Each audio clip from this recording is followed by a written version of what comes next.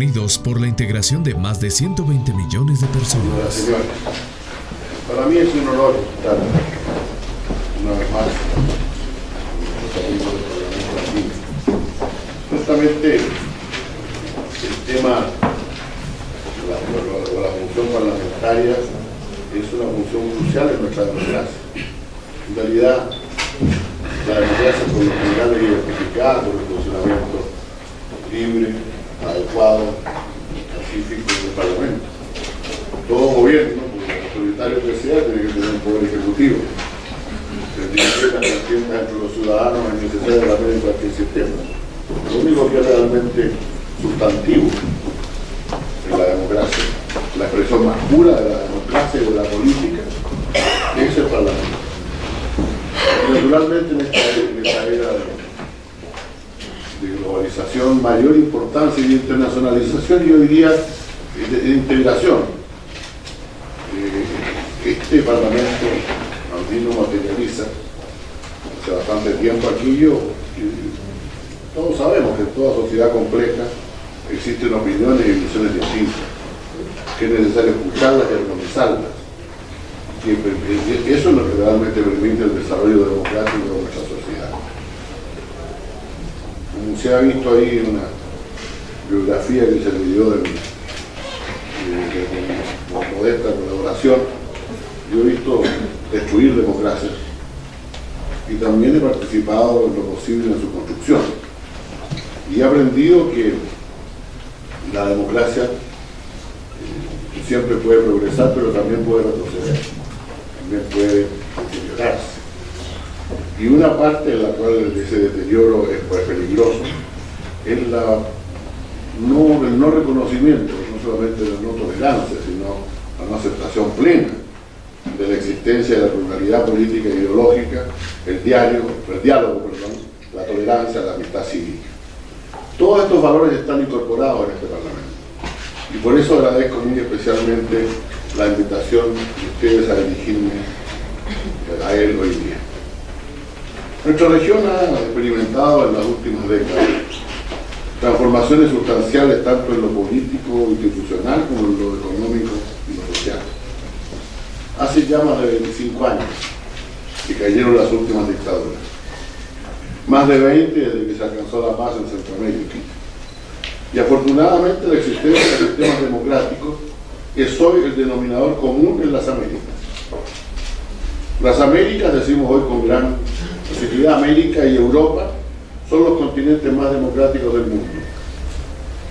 Todos los gobiernos que participan aquí fueron elegidos por el voto de sus ciudadanos. La democracia se funda en ese hecho, por cierto, en la elección de sus autoridades por el voto de los ciudadanos. Está originada en elecciones democráticas, limpias, competitivas e inclusivas. Pero también abarca una serie de derechos y de valores.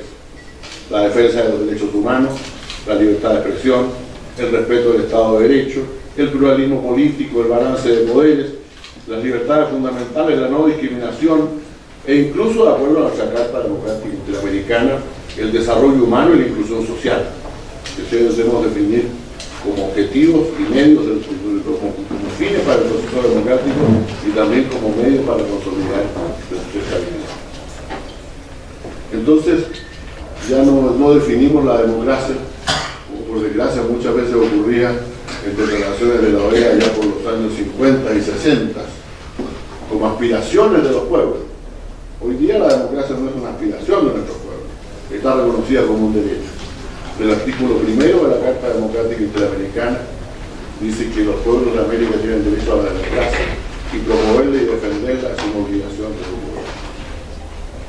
Este consenso empezó a forjarse en Santiago de Chile, en el compromiso de 1991, se consolidó con la declaración, con la adopción de la Carta Democrática Interamericana en Lima en septiembre de 2001. Pero ciertamente es un programa para la democracia. Yo siempre digo que la Carta Democrática Interamericana se puede ser definida como el programa de la República Democrática. La democracia no se construye en un día, lo repito, supone un desarrollo paulatino con altibajos en nuestros países, pero nos sirve este documento como la vara para medir hasta qué punto hemos avanzado en nuestra región.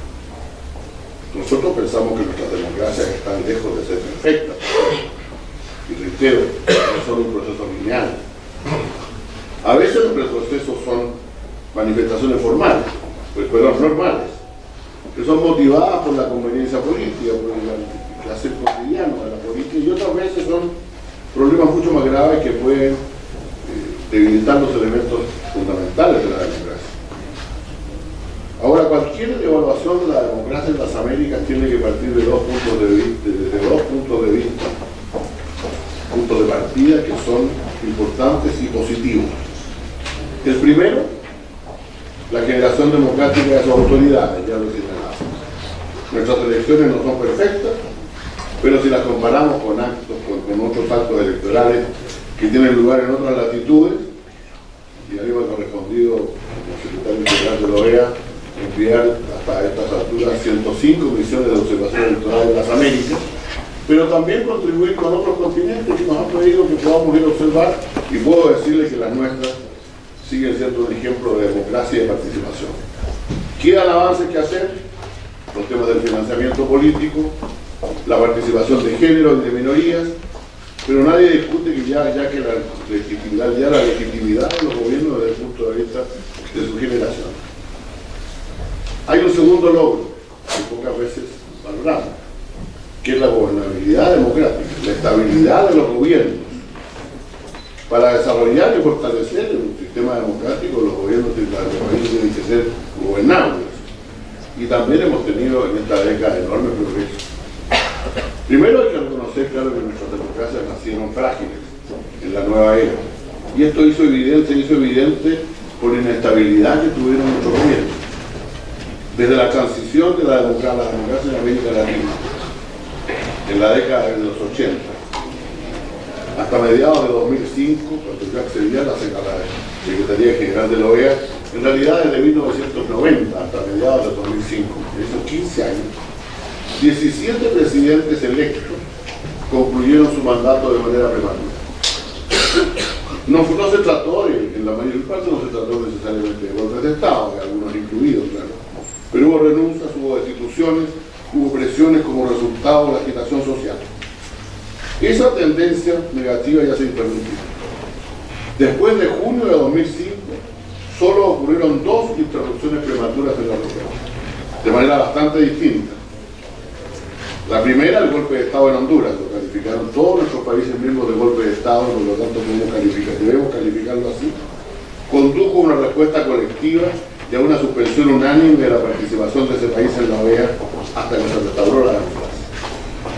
En Paraguay, en cambio, no todos los países reconocieron un golpe de Estado, algunos ni aceptaron el proceso de impugnación como parte de la andamiaje institucional, pero igualmente todos lamentamos el prematuro fin del gobierno del presidente Fernando Lugo. Honduras y Paraguay por procesos muy distintos, pero en ambos la OEA siguió apoyando el fortalecimiento de la democracia mediante la celebración de elecciones para arribar lo más pronto posible a la normalización institucional en ambos países. Pero estas dos situaciones excepcionales ciertamente no se comparan con la inestabilidad de las 2 décadas anteriores. Tener gobiernos con legitimidad de origen y estable, sin embargo, no significa necesariamente tener gobiernos fuertes. Son desde luego más fuertes que hasta hace una década. Pero eso a veces está afectada por distintos factores, entre los cuales me atrevo a señalar en primer lugar la ausencia de recursos. Nuestros gobiernos enfrentan crecientes amenazas de su población frente a problemas de pobreza, empleo, oportunidades, seguridad pública, a veces exageradas promesas electorales, deben asumir crecientes responsabilidades en temas sociales y de seguridad, pero no necesariamente están en condiciones de cumplir con todas esas responsabilidades, porque la participación de los gobiernos en el Producto Geográfico Bruto es aún muy baja en la mayor parte de nuestros países. También hay un problema de falta de instituciones sólidas y confiables. Y esta es una dificultad en general ambas, que nos fue legada por los años en que la desestatización inspiraba la política de muchos de nuestros países. Cuando nosotros hablamos del legado del consenso de Washington, nosotros no hablamos de una mitología, no hablamos de un invento, hablamos de una realidad. Había en los países, en los principales países capitalistas desarrollados, gobiernos que sostenían que el gobierno o el Estado es parte del problema y no es parte de la solución. Y por eso muchos de nuestros países privatizaron servicios públicos y redujeron sus presupuestos hasta el punto de afectar gravemente su eficacia en materia de salud, de educación, de transporte público, de revisión y otros. Decisiones que no solamente fueron adoptadas por consignas ideológicas, pero también por la presión fiscal en nuestros países, que nunca ha sido efectivamente lo importante que debería ser. Pero las demandas siguieron creciendo. Por lo tanto, el tema de las reformas institucionales y fiscales del Estado para hacer frente a las nuevas realidades son requisitos esenciales del fortalecimiento de la democracia. La política, en especial la política democrática, porque los gobiernos tienen que ser elegidos, los parlamentos tienen que ser elegidos. No solamente son cuestiones de principios, también requieren resultados tangibles para los ciudadanos. El fortalecimiento de los estados para mantener y preservar su estabilidad es una condición fundamental de la democracia. Y esa condición fundamental de la democracia choca además con la realidad en nuestro continente, en que la pobreza y la pobreza extrema aún son excesivas, en que la desigualdad y la discriminación frustran todavía a muchos seres humanos, que habiendo salido ya de la pobreza se mantienen en una alarmante situación de vulnerabilidad y falta de oportunidades. La exclusión social también asume la forma de discriminación, sea discriminación de género o discriminación de minorías. Las poblaciones indígenas o afroamericanas sufren mayor privación que el promedio de la población y también son pobres un número excesivo de hogares monoparentales encabezados por una mujer o por personas discapacitadas o de la tercera edad. Los problemas de la violencia también tienden a vulnerar a la democracia y parecen excesivos en un continente que casi en un siglo no ha tenido conflictos bélicos mayores y debería caracterizarse como una zona de paz. Sin embargo, la criminalidad en algunos de nuestros países es la más alta del mundo y la creciente presencia del crimen organizado es una amenaza a la vida democrática. Por cierto, no puedo dejar de hacer una mención a la demanda democrática de los pueblos por un mejoramiento del medio ambiente. Las Américas se deterioran crecientemente a pesar y en desmedro de la riqueza y diversidad de nuestros recursos naturales. Estos problemas no los resuelve el mercado, por más que la mantención de niveles adecuados de crecimiento económico sea indispensable para enfrentarlos. Requieren también de la acción decidida de los gobiernos, de políticas adecuadas a su gravedad.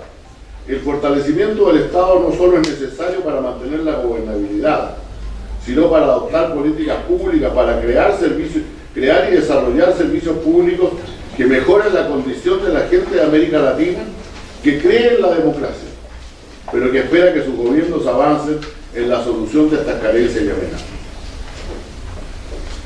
Como he dicho, también hay una segunda debilidad. No solo las debilidades fiscales e institucionales conspiran contra el fortalecimiento del Estado, sino también la distancia que muchos de nuestros ciudadanos, especialmente en los sectores medios, mantienen hacia la política y la gestión pública. No voy a analizar aquí las causas de esta desconfianza, pero mientras ella subsista, será muy difícil abordar los temas fiscales y de reforma institucional. Enfrentar estas barreras supone alcanzar niveles de credibilidad y transparencia mucho mayores que los que actualmente poseen nuestra democracia, a pesar de los importantes avances alcanzados también en este aspecto en los últimos años. Es fundamental defender la limpieza de los procesos políticos, no solo para evitar que los intereses de poderes fácticos o grupos ilegales se infiltren en el sector público, sino también para garantizar la igualdad de la participación ciudadana y así cuidar la aún frágil confianza que la ciudadanía tiene en la democracia y en el sistema político. Para que no nos preocupamos del bienestar de nuestras democracias, el financiamiento político se ha convertido en un tema cada vez más importante y vital para un sistema político democrático saludable. Efectivamente, nuestros partidos políticos necesitan financiación para cumplir sus funciones de apoyo a la voluntad de la ciudadanía, pero el sistema también debe mantener en la misma forma una capacidad para evitar los errores y abusos que puedan surgir. En la tercera Cumbre de las Américas celebrada en el año 2001, los miembros de la OEA empezaron a abordar el problema del financiamiento de la política, y en la Carta Democrática Interamericana los mismos estados establecieron en él una prioridad hasta el punto de hacer un llamado a prestar atención, y cito, a los problemas asociados con el alto costo de las campañas electorales y la consolidación de un régimen equilibrado y transparente para la ciudadanía. La existencia de gobiernos legítimos, fuertes y estables es esencial para la construcción y permanencia de la democracia. En esto, repito, se han hecho progresos. Ellos han sido posibles por el importante crecimiento económico que experimentó nuestra región, que en la primera década del siglo, si medimos del año 2002 al 2012, creció más que en la suma de las dos últimas del siglo pasado. Es cierto que en los últimos años ese crecimiento se ha hecho más incierto y probablemente hará, como es natural, más difícil de resolver muchos problemas. Pero la existencia de gobiernos democráticos eficaces y transparentes no es función de la magnitud del crecimiento, sino de la voluntad de sus actores. Y el último aspecto al cual en ese sentido quisiera referirme es el tema específico de la transparencia. Que nos lleva a esto que en español se llama, a falta de una mejor expresión, la rendición de cuentas. En inglés se usa el término accountability, no se encontraba una palabra adecuada para expresarlo. Lo que está detrás de este concepto es la idea de que el ejercicio del poder en la democracia tiene límites. Nunca puede ser ejercido de manera absoluta, porque de ser así, el liderazgo personal, incluso aunque cuente con el voto favorable de una mayoría, termina por sustituir a la voluntad popular.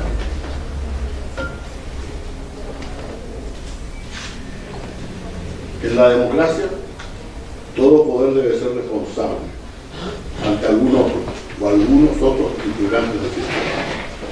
Por ello existe la separación de los poderes públicos, la existencia del Congreso, Parlamento fuerte, el fortalecimiento de sus facultades normativas y fiscalizadoras, la autonomía del Poder Judicial, la libertad de expresión y de prensa, los órganos controlores, las entidades de la sociedad civil, en todos esos órganos que están creados para asegurar que las normas que limitan y regulan la acción de la autoridad se cumplan. La transparencia y la rendición de cuentas son la mejor garantía del respeto de la Constitución y el Estado de Derecho. El gran politólogo argentino Guillermo O'Donnell dedicó, como él mismo lo decía, toda su vida a hablar de los temas de la democracia, primero para criticar la falta de democracia y los regímenes democráticos autoritarios, luego para criticar o discutir los sistemas democráticos, las transiciones democráticas que surgieron después de la derrota de las dictaduras, y luego para criticar las insuficiencias que percibían las nuevas democracias. Una resistencia a aceptar la rendición de cuentas, es usar el término en inglés, la accountability, como un rasgo necesario del orden democrático. En efecto, decía O'Donnell, algunos nuevos gobernantes parecían creer que al ser les conferida legitimidad por medio del voto, los límites del sistema son en realidad obstáculos que es preciso superar antes que rasgos esenciales de la democracia que los elige. Ciertamente no estamos en una situación epidémica en esta materia, por el contrario, los límites al uso del poder están consagrados en nuestra Carta Democrática y en nuestras constituciones, pero han existido en los últimos años situaciones de ausencia de independencia, situaciones de libertad de prensa, situaciones de concentración de medios, actuación en este sentido del crimen organizado, límites a la actuación de la sociedad civil, que constituyen riesgos de procesos democráticos que es preciso evitar, sobre todo cuando ellos pueden afectar la transparencia con que deben actuar las instituciones del Estado. Hay muchas razones para abogar por la existencia de regímenes de límites en el ejercicio democrático y por la existencia de una adecuada rendición de cuentas que todo mandatario o funcionario unipersonal en el cumplimiento de sus funciones le debe a otras instituciones del Estado y a la sociedad. La magnitud de los desafíos que provienen de nuestra sociedad, la mayor independencia de nuestros ciudadanos, la capacidad de muchos de nuestros ciudadanos, incluso en términos económicos y sociales, de protestar hoy día por lo que consideran que son injusticias claras o falta de transparencia en la acción de sus autoridades, requieren ciertamente la existencia de sistemas de rendición de cuentas y de sistemas democráticos que en general se caracterizan por la fortaleza de sus instituciones que deben ser separadas y autónomas. Estamos entonces hoy día conscientes de la necesidad de la construcción de instituciones que pueden dar fuerza a la democracia. Ello requiere necesariamente de un diálogo político amplio, transparente y participativo, entre fuerzas políticas y actores sociales. Requiere también de acuerdos de gobernabilidad de larga proyección. Notamos con preocupación que en algunos de nuestros países esa necesidad de diálogo es desplazada por la confrontación externa, que hace imposible resolver los graves problemas que se enfrentan.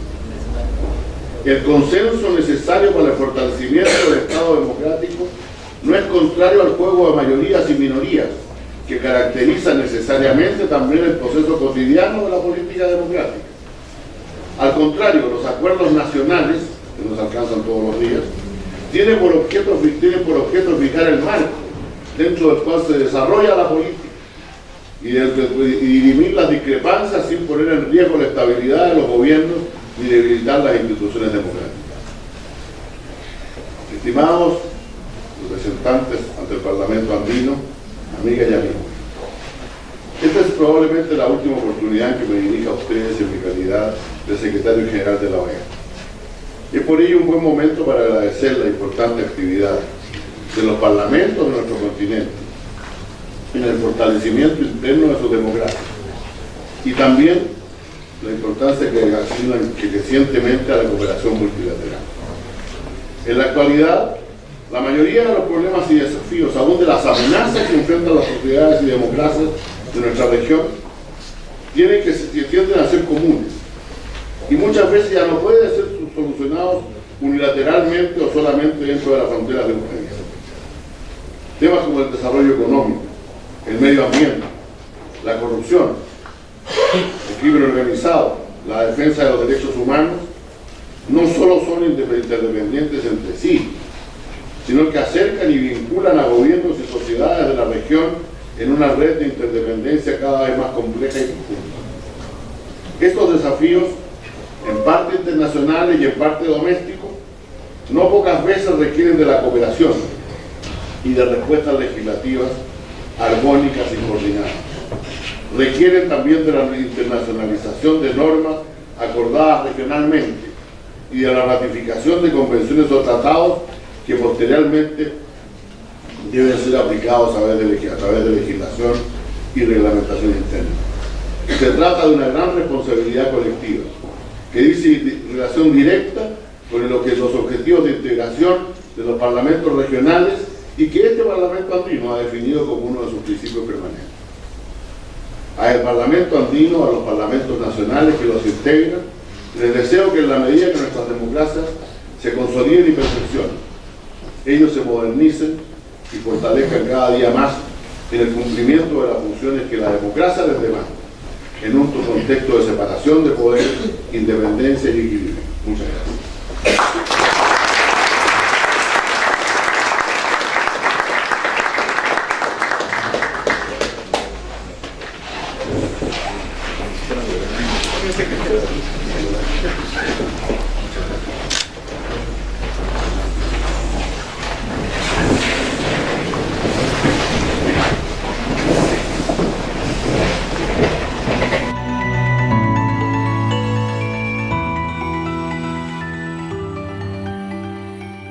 Parlamento Andino, unidos por la integración de más de 120 millones de personas.